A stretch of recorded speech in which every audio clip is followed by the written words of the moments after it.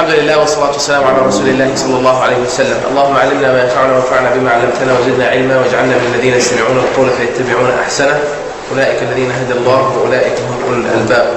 وبعد.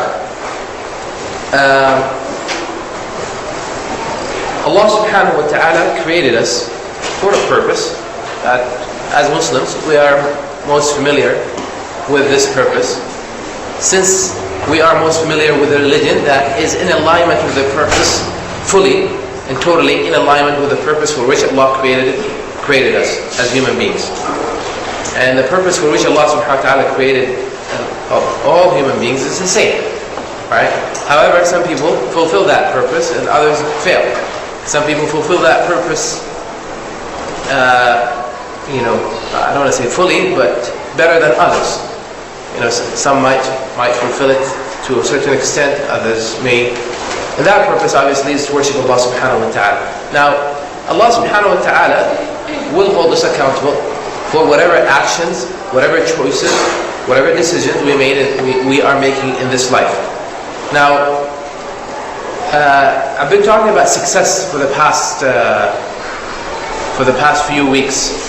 Success and what is the formula of success? How are we successful people? How do we define success? So maybe you can go to the khutbah again for those of you who were not present at the khutbah. But I really want to hammer this issue. And I said that Allah subhanahu wa ta'ala, we have a very practical religion, by the way. Islam is the most pragmatic, most practical religion ever. And it's not idealistic. Sometimes we lack understanding for Islam. Sometimes we might find it to be very hard. We might find it to be, we might have to struggle, right? But it is, nonetheless, it's practical. Someone might say, wait a minute, what are you talking about? Practical? I mean, there are many aspects of Islam that I really have to struggle with, and I don't find it to be practical. I say there are many things that are supposed to be practical that many people don't do. That many people struggle with. The problem is not with the principles themselves and the rules, but rather with the people and the circumstances that people created. Right? How hard is it, by the way, to go green these days? You know what going green means, right? How hard is it to go green? Is it like really easy and comfortable, or is it something that you really have to work at and get used to? Right? Is it something positive or negative? It's not easy. If it was easy and it was so common, then there was no need for people to put a lot of emphasis on it. When we put the recycling things, like a year ago, here, we had to struggle with reminders to the youth and people that this is not a trash can, this is for items that we recycle. And we had to struggle as we were reminding people. Now, alhamdulillah, everybody is becoming better at it, that please do not put anything else there. And also, items that should be recycled, put them there. That's what we have them there for, just to make a difference. It may be something insignificant to some people, but I believe that it's something significant because Allah entrusted us with but it's a lifestyle. Being environmentally, being environmentally aware or being sensitive, as they call it, is a lifestyle. And now there are people like Al Gore and other people dedicating their lives for this, saving the environment or saving the earth, the planet. Everybody wants to. And this week, the reason I just mentioned this is because this past week, the 22nd was Earth Day. I don't know how many people realize this. Now, so anyways, it's a lifestyle. Family is a lifestyle. Islam is a lifestyle. Now, the difference between Islam and other ways of life is that Islam is a comprehensive and complete way of life. Islam is a complete way of life. I remember asking third graders in the Islamic school that I was teaching in, 10 years ago. I said, "What is Islam?" And I was looking for the literal definition of the word Islam. Islam. So people gave me all kinds of answers, the students, and then I finally told them Islam means submission, and I gave them the definition, the literal definition. That's when a little girl, her name's, she was little, now she's in college. Amina Baloch raised her head, and she said, "I have an objection." She said, "I thought Islam was a complete way of life." So I said, yes, indeed, Islam is a complete way of life. That is a description for Islam, but it's not a definition, so I explained it. But this statement, or this phrase, or this she heard it so many times, and it was hammered into her psyche that she thought that was the definition of the word Islam, complete way of life. And we repeat it so much. When we tell people about Islam, or when we talk about, when we give da'wah, we always repeat this statement: Islam is a complete way of life. Islam is a complete way of life. So, what does that mean? Is it something that you just? It means that Islam came to, I don't want to say govern, but pretty much guide us in the various aspects of life. Every single aspect of life, Islam has a solution, Islam has an answer, Islam has a process, Islam has a recommendation in every aspect of life. Now, unfortunately, many of us come from secular backgrounds. No matter which country you come from, secularism got into our system. It got into our way of thinking. It got into the way we lead, or we live the separation of church and state in Islamic countries. And I believe in the separation of church and state. But in Islam, we don't have a church. Church and state should be separated, right? But in Islam, we don't have a church. In Islam, we have state. We have state. Now, Islam is the state that you should be in as an individual. Allah subhanahu wa ta'ala said, اتَّقُوا اللَّهَ حَقَّ تُقَاتِهِ, fear Allah as you should be feared. وَلَا تَمُوتُنَّ إِلَّا وَأَنْتُمْ مُسْلِمُونَ, and do not die except in the state of Islam. So you can't. Islam is life. And life should be based on Islam. How could you separate life from life? Islam came to talk to us about, and I said this in the past, many times we focus on death, what will happen after death, the day of judgment. Yes, indeed. But that is not about death and destruction and end and scary things. No. Actually, Islam is a religion of life, because Islam came to tell us how to lead our lives. And told us that this life is nothing but a stage that will take us to the next life. And death is nothing but a transition. But in order for us to have that eternal bliss and that eternal life of the hereafter, we have to lead this life. This is the testing period according to Islam. And we will only know our results when that moment comes, where we face Allah, where we stand before Allah subhanahu wa ta'ala. Allah says, كُلُّ نَفْسٍ ذَائِقَةُ الْمَوْتِ, every soul shall taste death. وَإِنَّمَا تُوَفَّوْنَ أُجُورَكُمْ يَوْمَ الْقِيَامَةِ. How do you know that you have done a good job, that you have succeeded, that you have fulfilled your obligations in anything that you do, work, study, and when you get the results of the exam, right? When you get the results at the end of the month, when you get your paycheck, when you get your evaluation at the end of the year. So Allah says, كُلُّ نَفْسٍ ذَائِقَةُ الْمَوْتِ, every soul shall taste death. For what? Does Allah want us to go through death and right? Why? وَإِنَّمَا تُوَفَّوْنَ أُجُورَكُمْ يَوْمَ الْقِيَامَةِ. It is only that you will be rewarded, or you will receive your wages and your reward on the day of judgment. That's when you will know whether you were successful or not. That's real success. فَمَنْ زُحْزِحَ عَنِ النَّارِ وَأُدْخِلَ الْجَنَّةَ فَقَدْ فَازَ. Whosoever is removed from hellfire and placed in paradise, admitted to Jannah, فَقَدْ فَازَ. That's real success. Any other type of success that we talk about in this life, I call it relative success. The American dream, the relative success. The house is a relative success. The career is a relative success. Your degree is a relative success.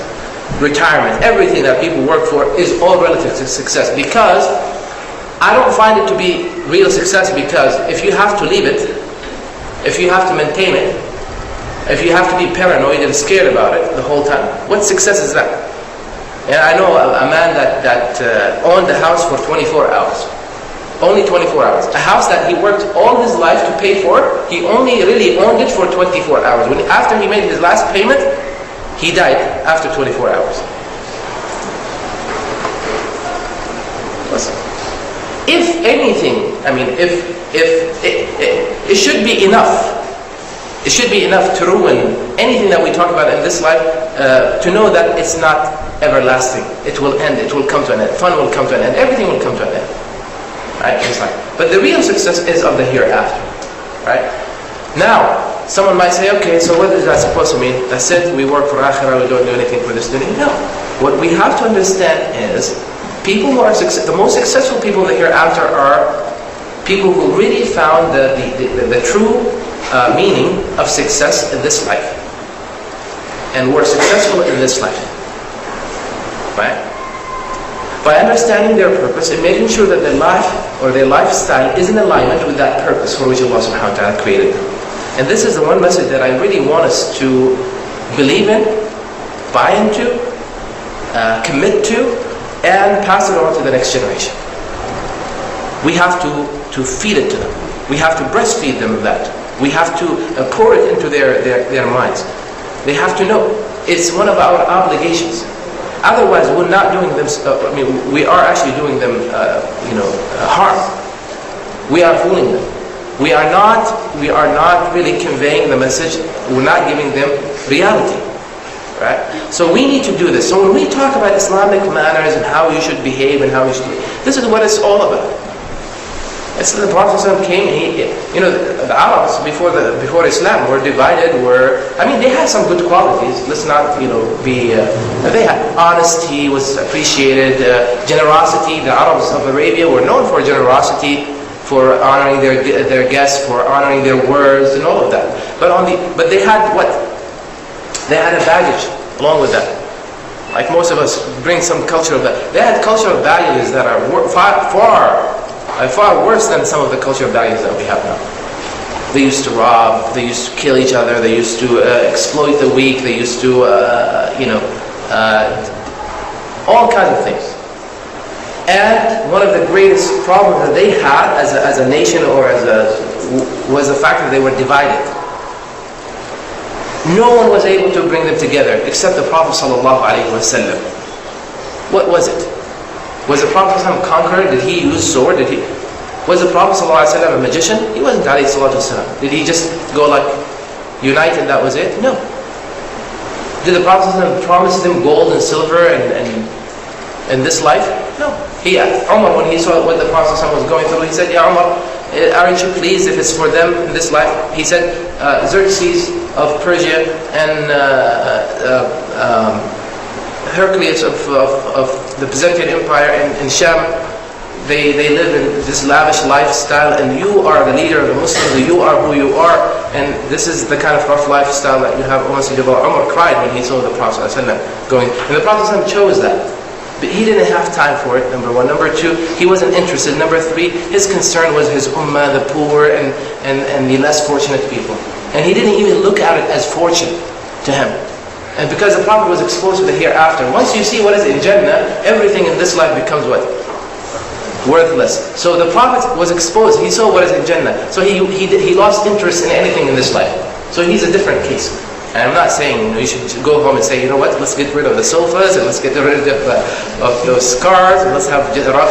In fact, the Prophet said that it's of the luxuries of this life, it's of the good luxuries of this life, al-markabul hani, to have a nice ride, a very comfortable, nice ride, wal-baytul wasi', and to have a spacious house, right? وَالزَّوْجَةُ الصَّالِحَةُ, and to have a righteous spouse. These are the three things that really count in this life, of the enjoyments of this. Anything else, right? So the Prophet ﷺ was a different case. So, however, the Prophet, peace be upon him, told the Sahaba, aren't you pleased if they have it in this life and we have it in the hereafter? Trying to make them realize that what is in the hereafter is much more valuable, better, by far. One of the ulama said, if I was to live in the same house that I have now in the hereafter, except that I don't have to work as hard, I don't have to work at all, and it's everlasting, then that is enough. That will make it. So what about having even a better place? What about having a more beautiful, a more comfortable? There's not even a comparison. So the success of the hereafter is the true success. رَبَّنَا آتِنَا فِي الدُّنْيَا حَسَنَةً وَفِي الْآخِرَةِ حَسَنَةً. Oh Allah, grant us the good of this life and the good of the hereafter. Again, successful people in this life are the most successful people in the hereafter. The true successful people in this life. The true successful people in this life. So when we talk about manners and akhlaq and all of that, let's not take this thing lightly. This is what our deen is all about. This is, because akhlaq or manners, actually etiquette and manners, are the reflection of our belief. It's a reflection of the belief itself. So how did we know that the companions of the Prophet ﷺ had true belief and had truly believed in the message of Allah ﷺ, that they were sincere and what was the difference? How were we able to tell? We didn't see them, What is it that told us about their commitment, that told us about their integrity, that told us about their actions, their behavior, the way they treated each other, the way they treated other people, and the results that they were able to produce. So what if we are the largest religious group in the world, 19% versus 17% with the Catholics, right? So what? If we're not effective, if we're not productive, if we are not recognized, if we're not acknowledged even as a community and that has legacy, that has something to offer, what's the point? Right? So we need to focus, inshallah, on quality, and that was my focus. So today, what I want to talk about really quick is the adab of the masjid for us to teach our kids. But remember what I said before, that adab will not mean anything if they are not based on the foundation of akhlaq, traits and qualities and manners. I'll give you an example. Many of us know some of those fine etiquettes, how you approach something, how you talk. Most people know these things, right? In the old days they used to say that it's common sense, but common sense is no longer common, right? So you have to talk about them, you have to teach them. And the Prophet taught the Sahaba those fine etiquettes. However, the etiquette themselves, if you heard them, you can go and pull up you can go and say manners or etiquette of conversing with people or conversation. Manners or etiquette of the masajid. Manners and etiquette of treating your spouse. Manners, you can pull them up right now on the internet and you can just go through the list. The Prophet ﷺ didn't teach the Sahaba. He said, okay, sit today, I'm going to teach you the manners of how you treat your wives. Today I'm going to teach you the manners of how you eat. No, the Prophet rather made it more relevant, and he talked about any issue when it was most needed. Like for example, when he saw his cousin eating, he taught him that he seized the opportunity and he taught him what are the proper etiquettes of eating. And that's what we need to do with our children. So whatever I tell you here, you need to take it. Of course, needless to say that we need to implement or apply those things ourselves and then pass it on to them whenever we have a window of opportunity to do that with them. And don't give up, make it a regular thing. Don't stop. Don't just, I told you once not to do this. No, you have to remind. The Prophet did that with the Sahaba. He did that even with adults. If we as adults need to do this, what about children? So we need this constant reminder, inshallah. So what are the etiquette of the masajid? First of all, loving the masjid. Now, by the way, the masjid role I don't want to say it goes beyond, because ibadah, worship and obedience to Allah subhanahu wa ta'ala is everything, really. All of our lives are supposed, and our entire life should conform to ibadah, to Islam. We still have, there is a dichotomy here that we live in. We still have that separation. So sometimes when I say this, people don't get it. Some people come and say, I can't be like worshiping Allah the whole 24/7. In reality, you can. If you understand the comprehensive nature, if you understand what ibadah is, the definition of ibadah, you can. Can we afford not to be worshipping Allah subhanahu wa ta'ala at any given moment? You can't. We are in a state of ibadah. Is there a point where you are not the servant of Allah during the day? Even when you're asleep. Even sleep is a form of ibadah. Eating and drinking, everything could be ibadah. If you have an understanding of what ibadah is, right? Ibadah is to be servant to Allah subhanahu wa ta'ala. So the role of the masjid goes beyond the salah, the formal ibadat, the salah and the the things. Even during the time of the Prophet ﷺ, the masjid was, sometimes people want to treat the masjid like, okay, it's a place where I go and get spiritually charged. I go and I get a boost. This is not a gym. I mean, it's not a gym where you just go and get like a half-hour workout and then you come out all fine, right? Although it offers you much more than what the gym offers you. It's not a hospital. It's not. It is much more than that. The masjid, right? So we have to understand. The most important thing is we understand the role of the masjid. The role of the masjid is the masjid during the time of the Prophet ﷺ was everything. It was a community center. It was a place of worship. It was a place of gathering. It was a place where it was the headquarters of the Islamic State. That's where the Prophet ﷺ received his guests. We may not be able to afford to do that, but everywhere there has to be a masjid. It was a place for people to socialize. It was a place for people to get to know each other. It was a place where people would conduct their marriages. It's a place where people get their counseling. It's a place where people meet each other after the salah. That's a place where people, okay, let's meet at Coffee Beans. No. Let's pray Maghrib, and after Maghrib we'll meet at the masjid. We'll leave our cars in the masjid and we'll carpool from the masjid. So it was the heart of the Muslim community.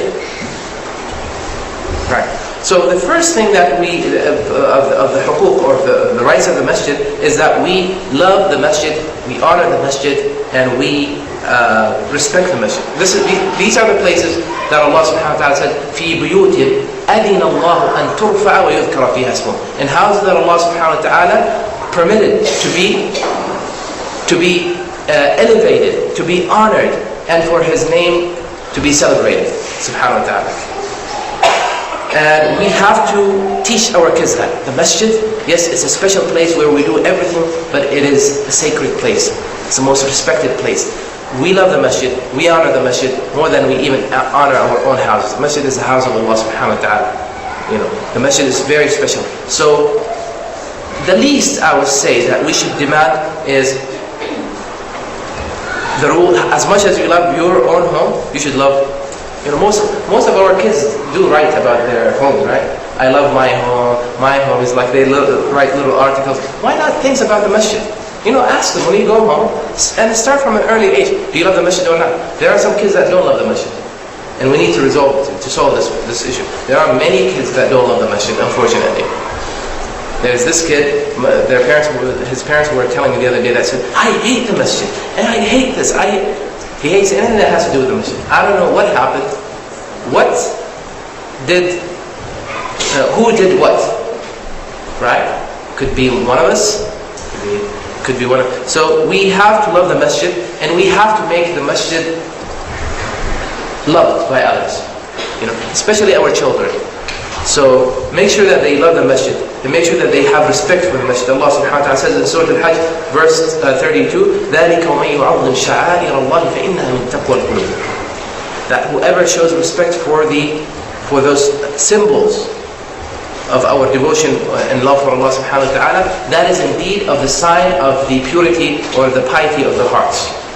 Number 2, maintaining the masjid, both physically and financially and in every way.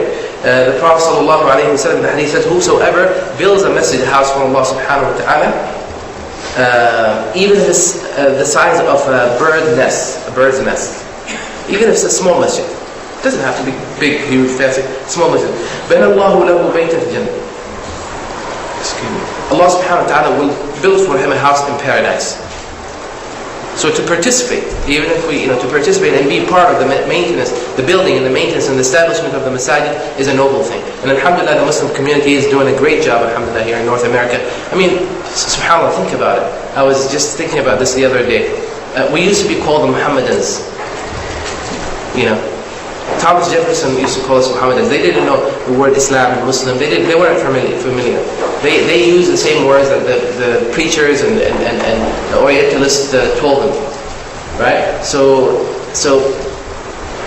would anyone that knew America 100 years ago or 50, even 50 years ago, would anyone believe that now in America we have more masajid than we have synagogues? Over 2,000 masjid in North America. 2,000 masjid. There are some people that pass away, they're buried in our graveyards, that don't know that their dreams became reality. Their dreams of having a masjid in the community became a reality. Where they used to live, they used to pray in places that they rent or houses. So alhamdulillah, Islam has reached this continent, and it made it. And Allah subhanahu wa ta'ala is, how much are we doing? I mean, again, I don't want to deny the Muslim community, I don't want to deny the early immigrants, I don't want to deny the uncles and the ammos, all the great work, but really, I mean, when you look at us, how much work are we doing? Are we doing, okay, compare what we're doing to our potentials, to whatever we're capable of doing. It's insignificant. But alhamdulillah, we're doing something. So I don't want to deny us as a Muslim community any credit, right? But we can do much more. Imagine if we were as organized and as effective and as professional as the other faith group, like the Mormons or the Catholics. I tell you, we would have been in a different place, right? Nonetheless, we should. So we should not come at a point and say, oh, we have enough masjid, let's pay attention to something else. No. So building the masjid in itself and of itself is a virtue. But speaking of building the masjid, let's make sure that you might move to another community. I'm not asking you to move to another community, stay here. But if you ever move to another community, you might be part of a new project somewhere else. You might know someone who is in some community where they want to establish or build a masjid. Please, for Allah's sake, please convey this message. If you're ever part of it, make sure that the masjid is built properly. Make sure that the design is done properly. This, most of our masajid, if not all of them, have all kinds of design flaws. Again, we have them, alhamdulillah, I'm not complaining, we should make the best out of it, but in the future, inshallah, let's do more studies, let's consult people that have experience, let's come together, let's take into consideration, what everybody else says. So our masajid have to be designed in a way that fulfills the full purpose of the masjid. Not only as a place of worship, but as a place where everything else of the community must do. Right? So let's do that. Nonetheless, even if the Prophet ﷺ tells us that even if the masjid that you build is not that great, the design is flawed in every way, even if the masjid is too small or too tight, or in the middle of, even then Allah subhanahu wa ta'ala rewards you. This is the مَنْ بَنَى مَسْجِدًا وَلَوْ كَمِفْحَصِ قَطَى. Even if it's the size of a bird's nest, بَنَى اللَّهُ لَهُ بَيْتًا فِي الْجَنَّةِ, Allah subhanahu wa ta'ala appreciates it. So the building the masjid and maintaining it is a great. Number three, visiting the masjid frequently. Being a frequent user or visitor of the masjid. There are some people who use the gym more than they use the masjid. They go to the gym more frequent, and their visits to the gym is more. Some people, not all. Most people don't. They just have the membership, but they don't go. Yeah. Right? And there are people who use their, whatever. They go to a specific restaurant more than they go to the masjid. There are some people who go to hookah places more than they go to the masjid. And they are frequent visitors, and regular visitors to those places. I even know people, I don't know once you go to Disney, or once or twice or 3 times, I understand. But there are some people who go on a regular basis. Like once a month or something like that. Right? And there are people who come to the masjid once or twice a year on Eid. Most of those people anyways, they miss the salah because they come late. Right? It's a musib. Or once a week. Right? I say we need to visit the masjid and be connected with the masjid somehow on a regular basis, more frequently, and bring the family with us. Not every single time, but whenever we come for any function, we bring them. And this is, alhamdulillah, something that you folks have been doing. May Allah subhanahu wa ta'ala bless you, bless your family. But continue to do that. Even if it's not as fulfilling, even if it's not as exciting as you would want it to be. In fact, if it's not as exciting as you want it to be, and you find me to be very boring, this is exactly what we need. I don't want you to stop coming. Because believe me, you're not making any statement by not coming. You're not making any difference by not coming. You're not going to bring any change by not coming. But rather you come and you try to improve. You try to be part of the change. You try to be part of the improvement. You try to be part of this great process. Now, and remember that Allah subhanahu wa ta'ala, the Prophet tells us that on the Day of Judgment, amongst the people that will be under the shade of Allah is a man or a woman, a person whose heart is attached to the masjid. وَرَجُلٌ مُعَلَّقٌ قَلْبُهُ بِالْمَسَاجِدِ. His heart is attached to the masjid. Some of the scholars said a believer, the relationship between a Muslim, a believer, and the masjid is like the relationship between fish and water. Right? This is our safe haven.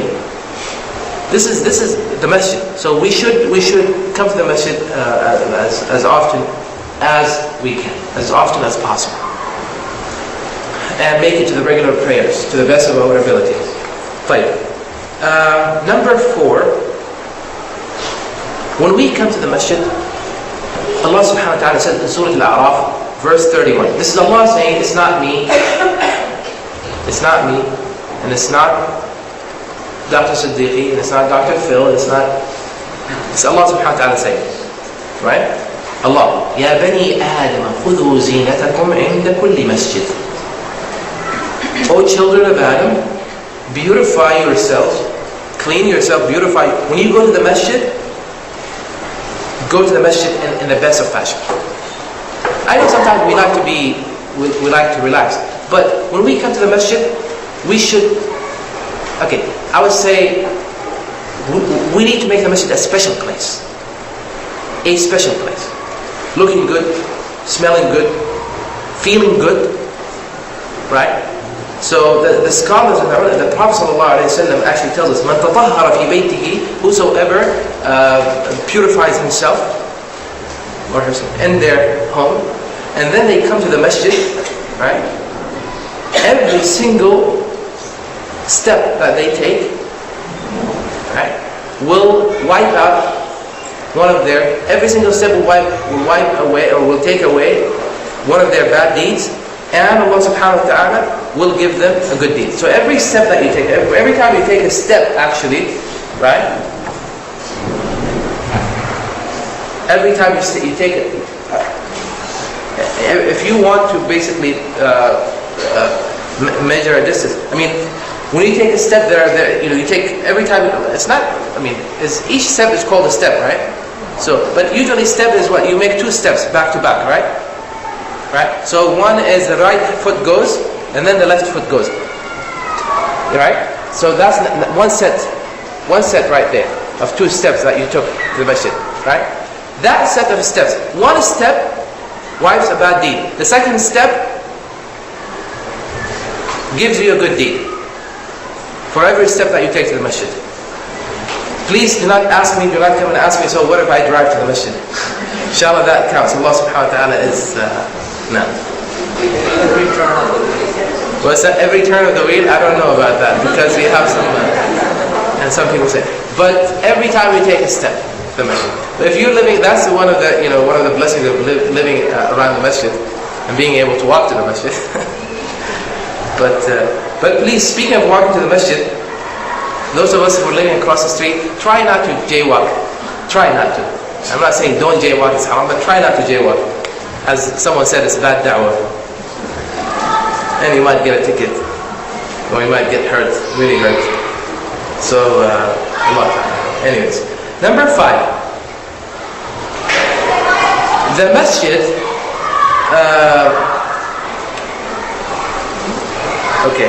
one of those things that we should avoid in the masjid is, again, I'm not saying let's not have a connection in the masjid. We can make connections, but business transactions And matters of dunya should not be done in the masjid, especially in a place designated for salah. Like people talking about their personal projects or making deals and selling and buying. We can't do that in the masjid. It's makruh actually to do that in the masjid, in the musalla. But there's nothing wrong with people saying, okay, I'll meet you there and then we'll go and I'll show you the house. We'll leave the car and we'll go there. There's nothing wrong with but conducting business, personal business, or talking about dunya, matters of dunya. I'm talking about pure matters of dunya, like inside the masjid is discouraged, especially when it's time for ibadah, like between adhan and iqamah. Once the adhan is called, our focus and our concern should be the ibadah itself. It's time. The Sahaba, the wives of the Prophet ﷺ said that the Messenger of Allah used to help. They said, what was the Messenger of Allah like at home? So they said he used to assist, because he used to assist them at home with their chores, he does things. I mean, he makes a use out of himself, sallallahu alaihi wasallam. He's the Messenger of Allah. If anyone deserves to be, if any human being deserves to be served, it would be the Prophet sallallahu alaihi wasallam. And he does deserve to be served, right? But the Prophet ﷺ will make, and not that he didn't appreciate people serving him, but the Prophet will make use out of his time and out of his energy, and he will sit around and help around, and be with his family, be with them, engage in. He wasn't like sitting on this throne, or he has this specific couch, or a specific lazy boy or recliner where he sits. Nobody else is allowed to sit there. It's mine and mine only. Right? And he sits there and everybody else just comes to him. No. He used to be with them, intermingle with them, and deal with them, and have conversations with them, and help them, and carry things. And until the adhan is called. Once he hears the adhan, or the time of the salah comes, some of the wives of the Prophet said, فَكَأَنَّهُ لَا يَعْرِفُنَا. He turns, he changed, as if he doesn't even know us. That's it. Now it is not time for anyone else but Allah subhanahu wa ta'ala. Because his connection with Allah subhanahu wa ta'ala was so strong that when the time came that is supposed to be dedicated and devoted to Allah only, everything else comes to, everything else is second. Khalas, that's it. No more. And the Prophet was very organized, and he was very meticulous and especially with this, right? Okay. But when we go to the masjid, I'll just real quick go through the rest. When we go to the masjid, of course, when we come to the masjid, we should come to the masjid with right intention, in peace, in a peaceful manner. Don't rush, don't run to the masjid. Don't, sometimes people come catch the salah, especially the salah, right? Running, rushing, trying to catch their breath. The Prophet said, when you hear the adhan and you approach the masjid, فَمْشُوا عَلَيْكُمُ السَّكِينَةِ. Walk to it with tranquility and peace. This is something we need to teach our children too. Don't wait until the iqamah is called and start running. No, walk to the masjid like with tranquility, with peace, with dignity, with respect. When we walk into the masjid, you step in with the right foot first. Right? And when you walk out of the masjid, you step out with the right foot first. Sorry, left foot first. Okay. So, right foot first when you walk in, left foot first when you walk out. I know that everybody's going to be today going playing that little dance, that little game. People will be watching other people. No, once you get used to it, right, it becomes second nature. We know that. By the way, the adab, the Prophet said that when you put on your shoes, or your slipper, you should put on the right one first, and then the left one second. When you take it off, you do the other way.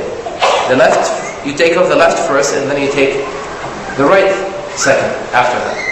Of course, in the beginning, I used to always. Then after that, it just becomes natural. Every now and then, I catch myself trying to put on my left socks first. Which is, again, if you see someone going with the left first, please do not tell them that it's haram, do not tell them that you shouldn't be doing this. It is a recommendation from the Prophet sallallahu alaihi wasallam. And if you wonder what the wisdom is, Allahu A'lam, but I personally saw great benefit from it. It makes me more aware of what I do. It makes me in a state of, it puts me in a state of awareness of every action. By the way, I started, I don't know if you have this problem or not, but when you go home, do you ever, when you want to leave the house, do you have to look for your glasses or your keys or your wallet? Right? Many of us have this problem. It's because when we are doing something, we're thinking of something else. We're something on what will come up. When we are opening the door at home, right? We're thinking what is behind the door, or who is behind the door, and what am I going to say to them, and what are they going to say to me today? One of those things that helps you actually be in a state of awareness and being calm is following the prophetic etiquettes, the adhkar. When you come home and before you open the door, if you say, for example, what the Prophet taught us, اللهم إني أسألك خير المولد وخير المخرج بسم الله ولجنا بسم الله خرجنا وعلى الله ربنا توكلنا السلام عليكم ورحمة الله. When you, especially during those days where you become more concerned about those things and you start doing them, you'll be more aware of what you're doing. So you're not going to lose, you're not going to misplace, you're not going to be confused, you're not going to forget as much as you would do when you're not doing these things. Just being in a state of awareness. In my opinion, that is one of the greatest benefits of this. In fact, they have seminars and workshops that talk about these kind of things. How you make yourself aware of every moment of your life. Because every moment of your life is so precious, that it shouldn't be wasted, and people who are in control, do better and all of that. It's just some sophisticated, very complicated concepts that they try to teach people. But the Prophet helped us with that in a very simple way. When you do anything, there's a dua that you do, there's a manner with which you do that thing. Okay, so right foot first when you walk to the masjid, left foot first when you walk out of the masjid. And what do you say? The dua that you say, we have it written on top there, right? The dua that you say when you walk in. Bismillah, Allahumma salli ala Sayyidina Muhammad, Allahumma iftah li abwaba rahmatik.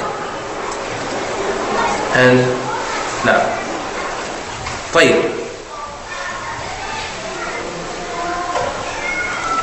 One thing, please, we need to teach our children is to be aware of the cleanliness of the masjid, the tahara of the masjid, the organization, our shoes.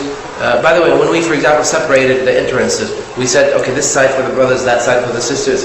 It was for a reason, for many reasons. Sometimes we we don't see the point of it, it's just a matter of we're conversing. It's for a reason. We need to also teach them.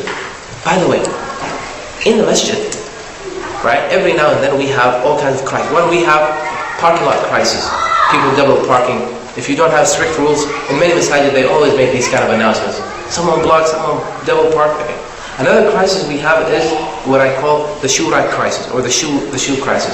Right? Shoes all over the place, people misplacing their shoes. And, from what I know, the Sahaba used to come to the masjid. Not all of them, but a lot of them used to ride their animals, camels, mules, and I have never come across any narration or any report in any book that talked about camel and mule crisis. That the Prophet ﷺ came out any day, or the Sahaba came out, they couldn't leave the masjid because the camels and the mules and the donkeys were all over the place. There seems to be, Wallahu ta'ala a'lam, that the Prophet ﷺ taught them discipline, and they were willing to learn to the extent where they were very organized. Everybody knew what to do. And to the extent that if a Bedouin or if an outsider comes, you will be able to tell that he's an outsider because his behavior will not be at the same level of the behavior or the conduct of the people of Medina, the Sahaba who were around the Prophet ﷺ. And this is something that we have to struggle with.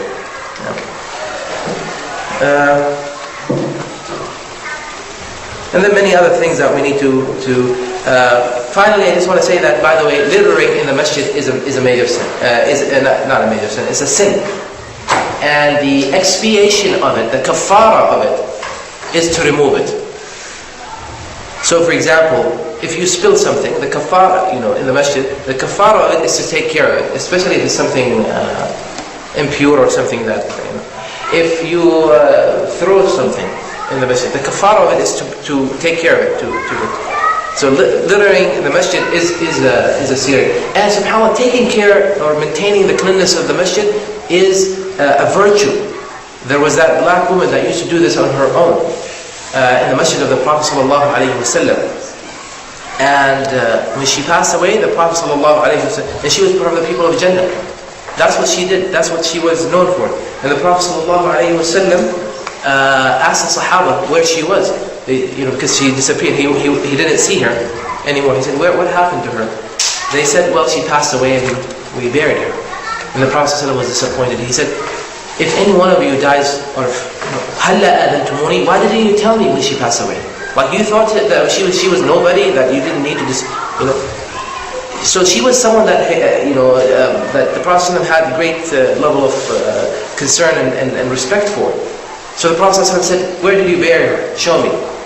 So they took the Prophet ﷺ to her grave, and the Prophet ﷺ made salat al-janazah on her in her grave. And on her grave he stood, right? And he made salat on her after she was buried. So this shows, the ulama said, this shows her status. And what was she known for? As the Sahaba said, she used to clean the masjid and pick up like little things here and there. كانت تقوم بالمسجد. She used to sweep and clean the masjid on her own. رضي الله عنها وارضاها. We don't even know her name, but we know her story, and we know that the Prophet ﷺ was concerned about her. Okay, so these are just in a nutshell some the etiquette of the masjid. Please, parents, if you think that kids don't listen to you, they do. If you don't think that they copy you, they do actually. But they do listen to you. Sometimes they may not behave, or they may not react in a way that suggests that they are listening, but they do. They get affected by everything. I mean, I don't know, maybe, I remember a lot of things that my father taught me. And I find myself now using a lot of the things that he taught me. And sometimes, I remember, that many times he was shocked. He thought that I wasn't listening.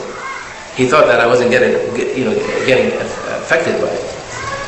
Right now, if I ride with someone and I go somewhere, right, I don't know, I just became sensitive about this thing. And someone else offers me a ride, I say you have to seek permission from the person that I rode with. Because my father, I remember when I go to the masjid with him, and he would make sunnah, he would make 8 rak'ahs or something. His sunnahs were always long. I thought my father prayed tarawih every single day. But anyways, so I become impatient, so I walk I walk home and I just leave. And every time my father says, don't do this. You came with me, you leave with me. Why do you leave me? Shartul murafaqa muwafaqa. He said the condition of companionship is to be in agreement, or to be with someone for some reason. And it was so repeated so many times that it became just part of my personality. So now if I go anywhere, I feel, or if someone does it, I get